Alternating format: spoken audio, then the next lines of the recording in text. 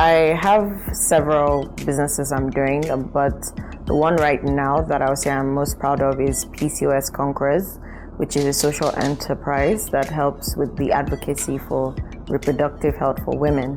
So we're raising awareness for a condition called polycystic ovarian syndrome, and then we're liaising with hospitals to provide better health care for women that have been diagnosed with PCOS, to making the necessary lifestyle changes to lead better lives. So yes, I would say we're doing a lot in the healthcare space. One thing about me is that I'm very passionate about telling the African story on a global scale. I'm not only an author, I am a women's advocate for reproductive health, as well as a fashion creative entrepreneur.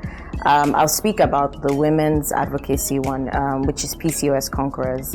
Basically, PCOS Conquerors is a social enterprise committed to raising the standard of healthcare for women who have been diagnosed with polycystic ovarian syndrome. So we partner with a number of hospitals that, in order to help women from the moment they are diagnosed to the point where they are able to make the necessary lifestyle changes that is necessary for their better health. So for me, that is how I see that we are contributing to a better healthcare system, especially for women and children in Nigeria. For the lay down policies, I'll speak more towards like a Sisi Remi. Sisi Remi is my fashion enterprise where I make products from ashoke, turn them into headpieces, and basically the whole idea is to be able to scale. I am struggling with the scaling aspect because there's only so much me as a maker or a jeweler can do. If you look at most developed countries, they're able to find manufacturers, so everyone has a role to play. But in Nigeria, one of the issues you see is that we are the ones doing everything. You're the one making the products, you're the one marketing.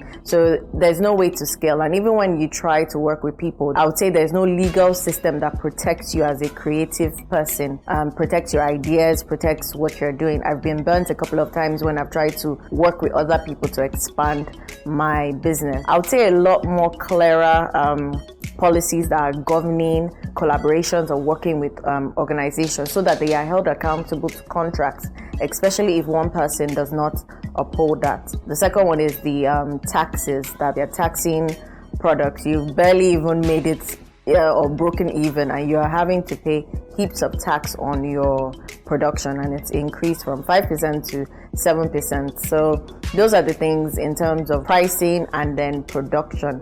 Those are the areas that I would say has been a major challenge for that aspect of my business. One of the things I mentioned last time was better legal systems that help you govern relationships with manufacturers.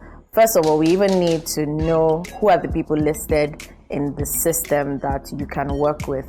Noting who they are, having legal systems in place that allows you to work with third parties, but then ensures that both parties are well protected, so nobody is, burnt from a breach of contract, because usually people would do what they want to do, and they know that you can't, unless you have tons of money to sue.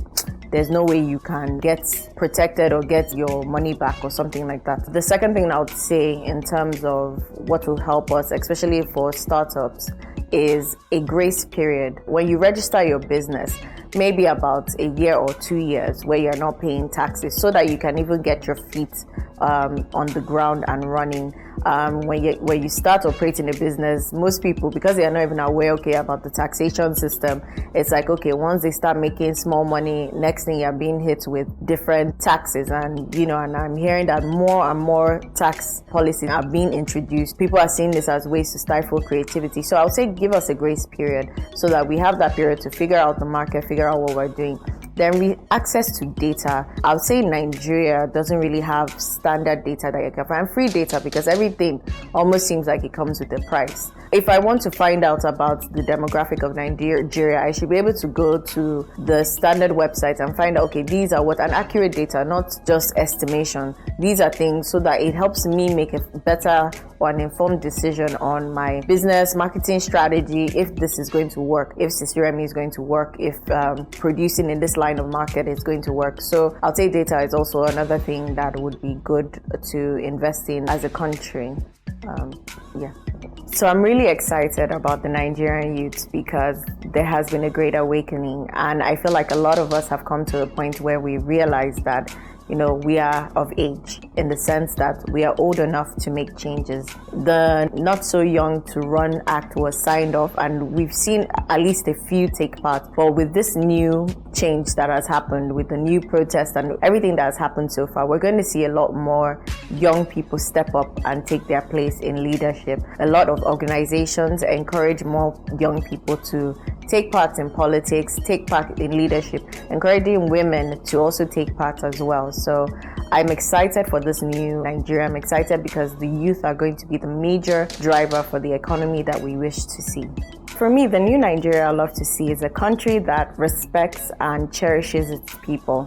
We may not be like the most advanced countries in the world that have expertise in machinery and AI, but then one of the greatest assets that we need to recognize are people. If you look at a country like India invests a lot in their people's education, and if you see they are thriving, when you check any top organization or country, you see Indians are thriving and they're bringing money back into the system. So for us, our people are our greatest resource. So let us invest in things like our infrastructure, from transportation to education to healthcare. Let us show people that this country cares about them and provides a means for them to succeed. If you care for people, there's no how they won't be committed to seeing the country thrive as a whole.